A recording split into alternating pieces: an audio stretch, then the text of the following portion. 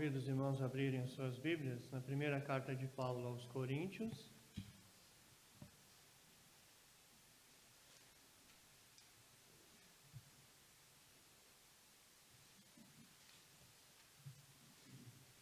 Capítulo de número 3.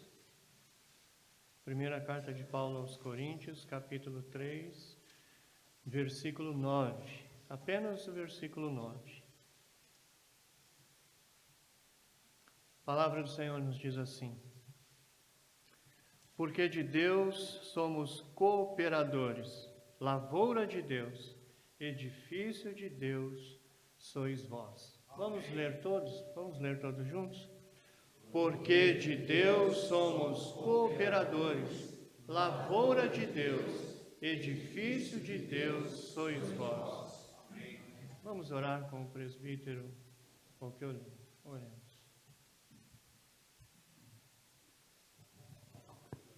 Senhor nosso Deus e nosso Pai, mais uma vez nós nos dirigimos à Tua santidade suprema para suplicar que o Senhor esteja com o Teu olhar paternal sobre todos nós.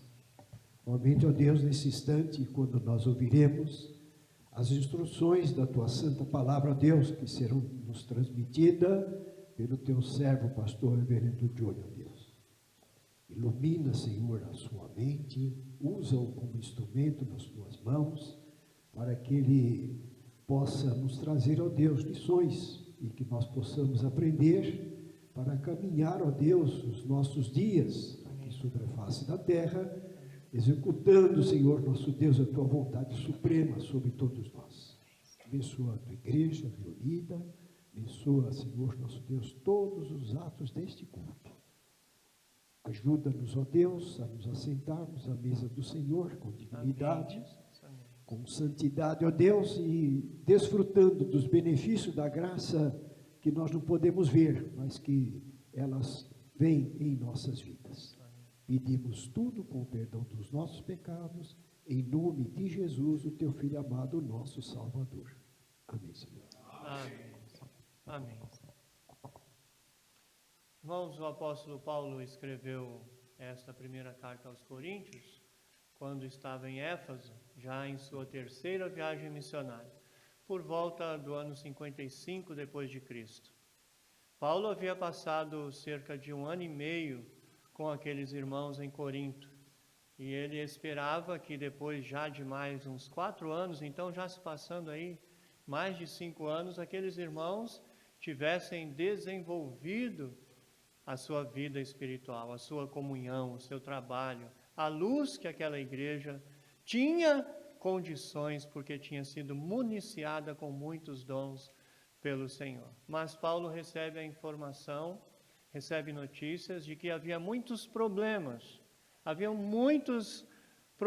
na igreja de Corinto. Entre eles, havia o problema de contendas, havia discriminação entre os mais abastados e os menos abastados, havia distorção doutrinária, a ponto de Paulo falar: olha, não posso falar com vocês como a espirituais, porque vocês são carnais, são crianças. Queria falar sobre um alimento mais sólido, mais profundo, mas vocês ainda continuam precisando de leite, de mamadeira, porque vocês não cresceram espiritualmente. Apesar daquela igreja ser tão cheia de dons, como nós sabemos, era uma igreja tão cheia de problemas. Aquela igreja que, como nós, como todas as igrejas, tem um desafio formidável, que é de ser luz para as nações, aquela igreja tropeçava em lições básicas, em coisas que deveriam fazer parte já do caráter da igreja, fazer parte do coração e da mente e das atitudes de todos os cristãos. Eles erravam e esqueciam lições básicas da fé. E claro, irmãos, que a Bíblia tem uma mensagem para a época em que foi escrita, para o povo que foi escrito, mas essa mesma mensagem tem também alcançado toda a igreja em todas as épocas. É assim a palavra de Deus. Ela é lâmpada sempre, ela é inerrante, ela é espada de 2 gumes, e será, irmãos, que as mesmas lições Ou as mesmas coisas básicas que os irmãos lá em Corinto estavam tropeçando, será que nós também não podemos estar tropeçando nelas? Será, irmãos, que nós estamos a todo vapor com todas as bênçãos, os dons, os talentos que Deus nos deu e deu à igreja, municiou a igreja? Será que nós estamos sendo luz para esse bairro, para a nossa cidade, para a nossa nação? E então, por isso eu coloquei como tema neste sermão este grande desafio e lições básicas que precisamos reaprender em nossa caminhada. E apenas neste versículo 9, irmãos, nós aprendemos grandes, preciosas lições, mas lições básicas que talvez nós também estejamos esquecendo. O versículo nos diz assim, olha a ênfase que eu vou dar no final de cada frase. Porque de Deus somos cooperadores. Aqui não é o final, né? No meio. Porque de Deus somos cooperadores. Somos lavoura de quem? De Deus. E somos edifícios de quem? De Deus. Irmãos, tudo é de Deus. Somos de Deus. Tudo que existe é de Deus. E eu tenho certeza que se eu perguntar, todo mundo vai falar, mas isso todo mundo sabe. Mas na prática, irmãos, na prática, será que essa não é uma lição tão básica, que todo mundo diz que sabe, mas não coloca na sua vida, na prática, obedecendo esta lição? Tudo é de Deus, irmãos. O seu carro, o meu carro é de Deus. O nosso dízimo, ou todo o nosso sustento é de Deus. A nossa vida, nós somos de Deus. O feminismo tem ensinado, e é uma frase que se tornou muito conhecida, é o meu corpo, minhas... Está vendo como é conhecido? Vocês sabem. Meu corpo, que meu corpo? Nós não somos nossos. Tudo é de Deus. Paulo, quando escreve aos Romanos, capítulo 11, versículo 36, diz, porque dele, por meio dele, para ele são todas as coisas. Quem criou todas as coisas, irmãos? Nós somos de Deus, que Deus criou todas as coisas, tudo é de Deus. E Paulo está lembrando essa lição tão básica, aqueles irmãos de Corinto, que eles estavam se esquecendo. E quando nós esquecemos das coisas básicas, ou quando achamos que já sabemos e não praticamos, nós tropeçamos num grande desafio que Deus nos dá como igreja. Tudo é de Deus. O Salmo 24... no versículo de número 1 diz assim, olha, ao Senhor pertence a terra e tudo que nela se contém, o mundo e os que nele habitam. Nós estamos nos lembrando disso, irmãos. Nós costumamos dizer que domingo é o dia do... E os outros dias de quem é? Os outros dias de quem são? Às vezes a igreja se esquece, então no domingo eu sou crente, que é o dia do Senhor. Nos outros dias, aí, Senhor, dá licença, eu vou deixar a Bíblia aberta no Salmo 91 para trazer sorte na minha casa. Ah, quando eu visito esses crentes umbandistas, viu? Eu fico doido com essas coisas. Então eu deixo o Salmo 91 aberto na minha casa e domingo eu pego a Bíblia de novo. Eu acho que vocês já ouviram aquela ilustração, né? O pastor foi visitar o irmãozinho. E aí o pastor falou, irmão, mas faz já 2 meses que o irmão não vai à igreja, estamos sentindo tanto a sua falta. Falou, pastor, eu não estou indo na igreja porque eu perdi meu óculos. Eu não acho meu óculos, e eu vou na igreja sem o óculos, eu não consigo ler os cânticos, eu não consigo ler a liturgia, eu não consigo ler a Bíblia, eu fico chateado, então eu não estou indo, ó. Aí o pastor falou, irmão, que pena, então ainda bem que eu vim aqui, então vamos aproveitar esse momento. Vai lá, pega a sua Bíblia para a gente ler junto e orar junto. Aí o irmãozinho foi lá buscar a Bíblia. Quando ele trouxe a Bíblia, sabe o que tinha dentro da Bíblia dele? Um óculos. Ele não pegou na Bíblia 2 meses, não achou o óculos. Irmãos, nós temos que nos lembrar que tudo é de Deus. Nós somos de Deus, tudo que nós temos é de Deus, ninguém vai levar nada. Ninguém trouxe nada, ninguém criou nada. E se nós temos é porque Deus permitiu, é graça. Tudo é de Deus. E aqueles irmãos de Corinto esqueciam disso. Eles eram orgulhosos das suas coisas. Eles menosprezavam as outras pessoas. Eles diziam até que um era de Paulo, outro era de Apolo, outro era de Cefas, outro... E graças a Deus tinha uns que diziam que era de Cristo. Mas tudo é de Cristo. Não tem nada de Paulo, não tem nada de Apolo, não tem nada de Cefas. Tudo é de Deus. Nós não podemos nos esquecer disso. Deus criou todas as coisas. E nós somos de Deus, e tudo é de Deus também. Nós especialmente somos de Deus, irmãos. Porque além de Ele ter nos criado, Ele também nos salvou. E é isso que nós comemoramos, nós lembramos, e nós testemunhamos quando participamos da ceia. Porque nós não fomos comprados por nenhum valor corruptível, por prata, ouro, por nada que o mundo valorize. Nós somos comprados pelo sangue de Cristo Jesus. Tudo é de Deus. E nós somos de Deus porque Ele nos criou. E nós somos de Deus porque Ele nos comprou. Quando Paulo escreve e escreve aos líderes da igreja de Éfeso, ele diz assim: olha, tomem cuidado e pastoreiem a igreja de Deus, que Ele comprou com o seu sangue. Não foi com coisas corruptíveis. Nós somos de Deus porque Deus nos comprou com o seu sangue. E mais, o apóstolo Paulo no capítulo 1, olha o que ele nos ensina. Versículo 1, Paulo diz assim: Paulo, chamado pela vontade de Deus para ser apóstolo de Jesus Cristo. Então, irmãos, nós somos de Deus também, porque Ele nos chamou e nos vocacionou e nos capacitou para sermos úteis neste mundo. Paulo disse: Paulo, chamado para ser apóstolo pela vontade de Deus. Tudo é de Deus, irmãos. Seu ministério é de Deus, seu dom é de Deus, seu corpo é de Deus, seus bens são de Deus, os dias são de Deus, o mundo é de Deus, tudo que existe, existe para a glória de Deus.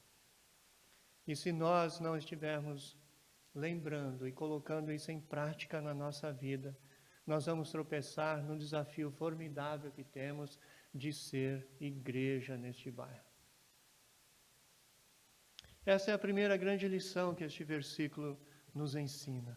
Tudo é de Deus. A segunda grande lição que nós aprendemos nesse versículo está numa palavra aí, olha. Porque de Deus somos o quê? Cooperadores, irmãos. Será que somos? Somos de Deus cooperadores. Que grande responsabilidade. Aquele que coopera, irmãos, não é aquele que só dá trabalho, é aquele que trabalha. E a gente costuma brincar e dizer que o crente que não trabalha, dá trabalho. Dá trabalho. A Bíblia diz que nós somos, Paulo está lembrando aqueles irmãos de Corinto, que tudo é de Deus, e depois lembrando que nós somos cooperadores. Nós temos cooperado, irmãos. Como que nós temos cooperado? Cooperar é operar com, é fazer juntos. É ajudar a uma obra, a um projeto, a um alvo.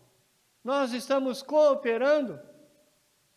Abra sua Bíblia, ou então apenas ouça a leitura, quando o autor escreve a carta aos Hebreus, e ele diz assim no capítulo 13, versículo 16: Não negligencieis igualmente a prática do bem e a mútua cooperação, pois com tais sacrifícios Deus se compraz.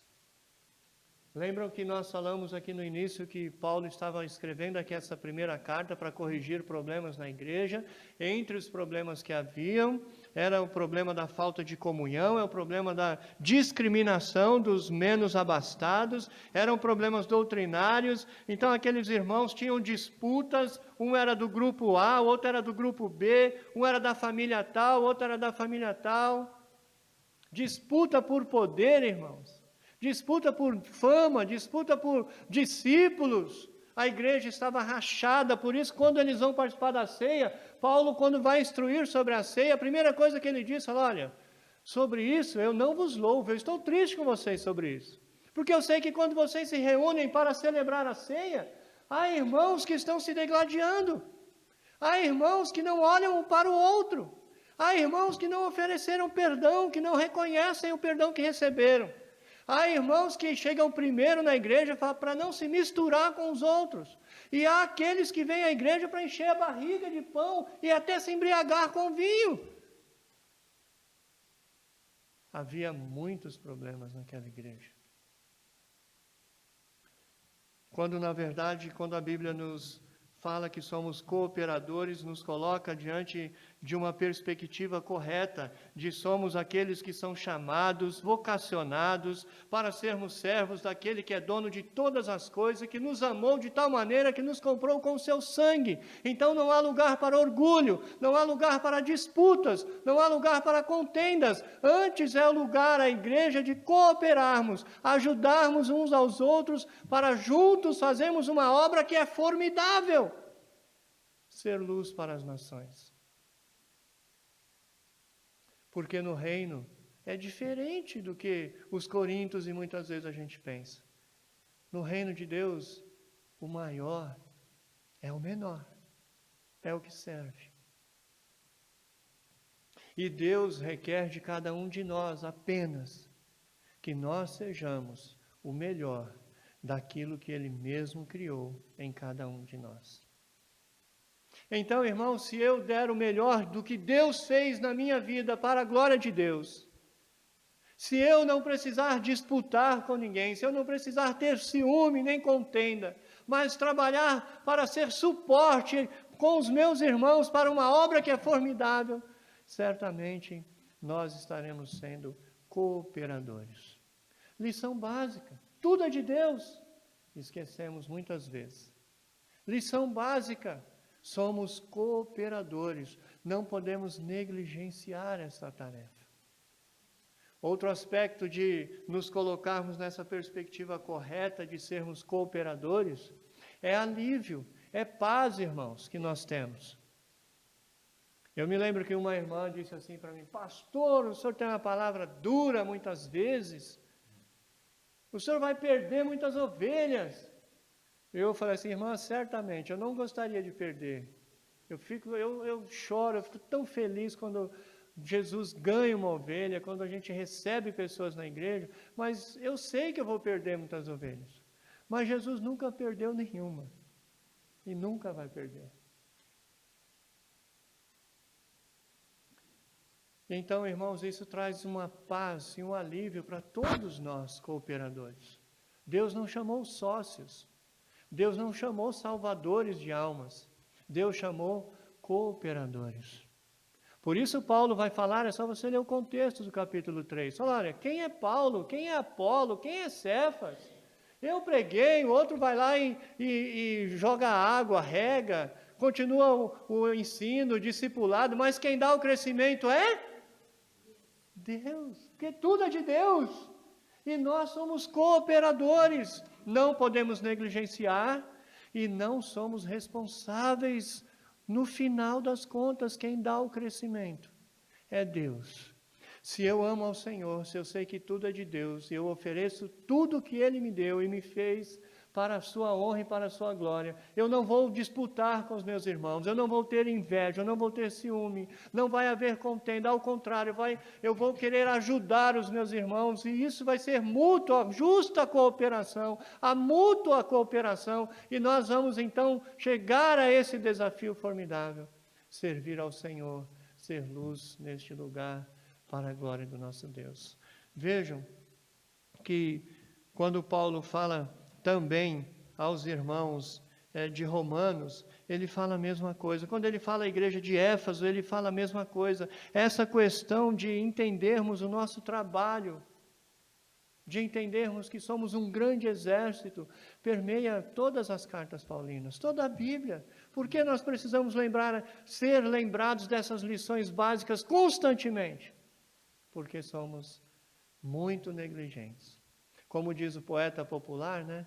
A lição sabemos de cor, só nos resta aprender. Então, irmãos, nós somos cooperadores e isso traz para nós a responsabilidade gloriosa de cooperarmos na obra, mas traz o alívio de saber que a obra é de Deus, tudo é de Deus, o poder é dele e a glória é dele. A terceira lição que este versículo nos ensina, irmãos, é os dois pronomes que nós encontramos aí. Por quê? Diz assim, porque nós somos de Deus cooperadores e vós sois lavoura de Deus e edifício de Deus. Nós e vós. Falta alguém? Paulo está falando assim, nós e vós. Está falando todo mundo. Todos nós, irmãos, somos um só corpo.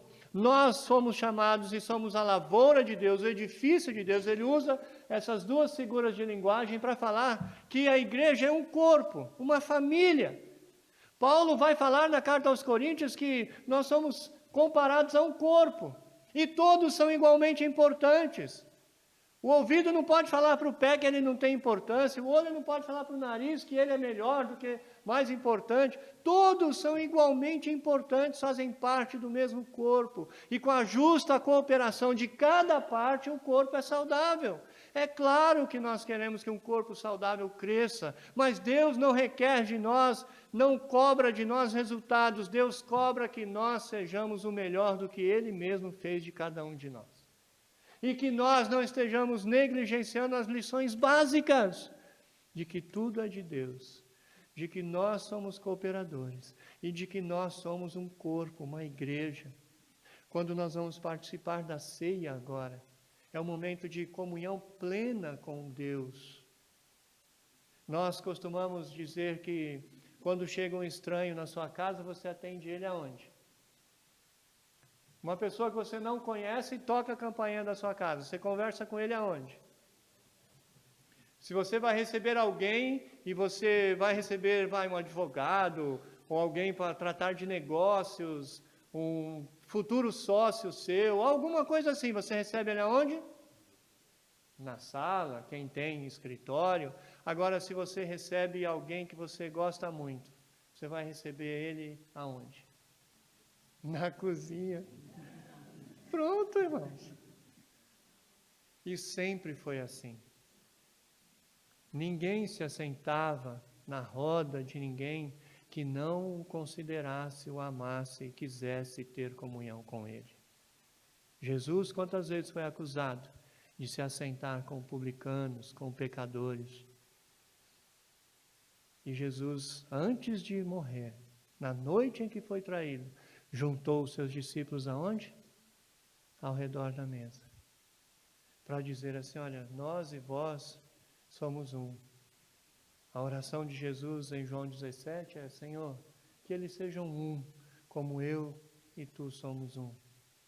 Nós e vós somos um corpo, somos família. Vamos lembrar lá a arca de Noé? Nossa, pastor, onde você vai agora? Bom, a arca de Noé estava cheio de bicho lá dentro, não estava? Cheio de bicho lá. 40 dias chovendo muito. Será que aqueles bichos fizeram necessidade lá na arca ou não? A Bíblia não fala, mas naturalmente. Naturalmente. Será que ficou cheirosa a arca? Será que os bichos faziam barulho? Os bichos atendiam a campainha da hora de dormir, atendia? Hora de acordar. Cada um tem uma tarefa aqui. Os bichos faziam essas coisas? Não, irmãos. Será que então era um hotel 5 estrelas, a arca? Rapaz, eu acho que foi duro ali. Agora a pergunta é, tinha lugar melhor para estar naqueles dias do que ali? Tinha? Fora dali era o que, irmãos? Juízo, morte, água. Pois bem, a igreja, nós e vós, às vezes também cheira mal. Às vezes dá uns enroscos. Nós somos falhos, nós somos seres humanos. Às vezes temos dificuldades, irmãos, temos lutas. Mas essa é a arca em que Jesus nos coloca hoje. Fora de Jesus, fora dessa arca, que lugar é melhor para estar? O pardal encontrou casa, a andorinha ninho para si. Eu encontrei os teus altares, Senhor meu e Deus meu. Não há lugar melhor do que ser igreja, do que estar na igreja, apesar das dificuldades que muitas vezes temos. E será que nós não estamos negligenciando, esquecendo essa grande verdade também? Tão simples, mas tão profunda. Será, irmãos, que nós vamos participar dessa ceia de forma que, se Paulo estivesse escrevendo para nós, ele ia falar assim: olha, nisto que vos escrevo, eu vos louvo. Porque vocês, quando se reúnem para tomar a ceia, é a ceia do Senhor mesmo que vocês estão tomando. Vocês se lembram que são um corpo, que foram comprados pelo sangue de Cristo, que foram feitos família, que foram feitos uma só semente, todos irmãos, todos com o mesmo genes, todos cheios do Espírito Santo de Deus, formando em toda a terra, em todo o tempo, uma só igreja, um só povo espalhado no mundo, que tem um formidável desafio. Eu estou muito feliz com a reunião para que vocês estão fazendo para tomar ceia. Será que é isso que Paulo diria?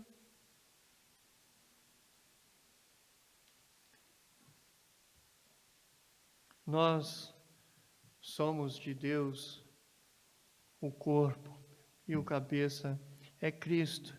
Quando Paulo escreve aos Romanos, eu vou ler, os irmãos só ouçam, capítulo 12, versículo 4 e 5. Ele diz assim: porque assim como num só corpo temos muitos membros, mas nem todos os membros têm a mesma função, assim também nós, conquanto muitos, somos um só corpo com Cristo e membros uns dos outros. Quando um sofre, todos sofrem. Quando um está feliz e venceu, todos venceram. John Kennedy disse que quando a maré sobe, todos os barcos sobem. Olha, isso aí não é novidade, né? Mas a gente esquece isso.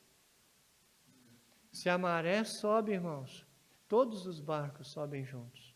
Se a igreja entende o seu desafio formidável, todos nós estamos juntos. Paulo também, quando escreve aos Efésios, no capítulo 4, versículos de 1 a 6, olha aqui ele diz: rogo-vos, pois eu, prisioneiro do Senhor, que andeis de modo digno da vocação a que fostes chamados, com toda a humildade e mansidão, com longanimidade, suportando-vos uns aos outros, sendo suporte uns aos outros em amor, esforçando-vos diligentemente por preservar a unidade do Espírito no vínculo da paz. Há somente um corpo e um Espírito, como também fostes chamados numa só esperança da vossa vocação. Há um só Senhor, uma só fé, um só batismo, um só Deus e Pai de todos, o qual é sobre todos, tudo é dele. Age por meio de todos, todos são cooperadores, e está em todos, somos um só corpo. Então, irmãos, se nós compreendermos essas verdades e praticarmos em nossa vida, nos corrigirmos, não acharmos que essa mensagem é para outra pessoa, não nos esquecermos, não deixarmos de ouvir o Espírito Santo nos ensinar, se nós deixarmos de lado, não tivermos orgulho, se nós não quisermos ser superiores, ao contrário, servir uns aos outros, a honra da vitória, a glória, a alegria, será de Deus e será de todos nós. E isso nos fará considerar, amar, suportar, apoiar, respeitar os demais cooperadores nesta obra. E os benefícios virão para a glória do Senhor. Que Deus assim, irmãos, nos ajude a vivermos essas verdades tão simples, que nos ajuda a vencer um desafio tão formidável que é ser luz para as nações.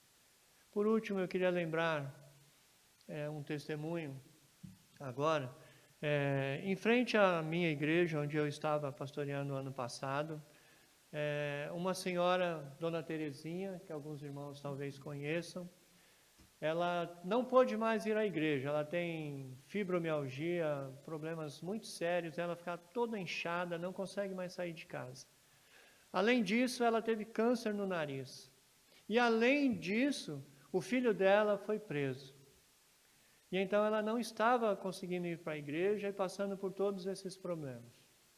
E um dia, irmãos, um domingo que tinha sido muito difícil para mim ir à igreja, porque naquela semana a gente houve uma reunião do conselho muito desgastante, havia disciplina na igreja, eu tinha sido afrontado e até desrespeitado por um membro da igreja, eu estava triste, irmãos, cansado, e como ser humano, irmãos, ninguém aqui precisa iludir ninguém, né?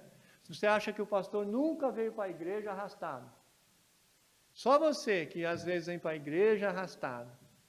Depois que vai embora, fala, ainda bem que eu vim, né? Mas normal, irmão, pastor também passa por isso. Aquela semana tinha sido difícil. Eu não queria ir para a igreja no domingo, mas eu tinha que pregar. Foi difícil, irmãos. E aí quando eu saí do culto, eu queria ir para minha casa, já tinha me despedido, já queria ir embora. O outro filho da Dona Terezinha, pastor, chamou, porque ela mora quase em frente à igreja, chamou, falou, oi, minha mãe quer muito que o senhor vá fazer uma oração com ela. E eu, né, me arrastando já, né, desde antes de sair de casa, já estava me arrastando, falei, meu Deus, mas eu tenho que ir, né, eu vou.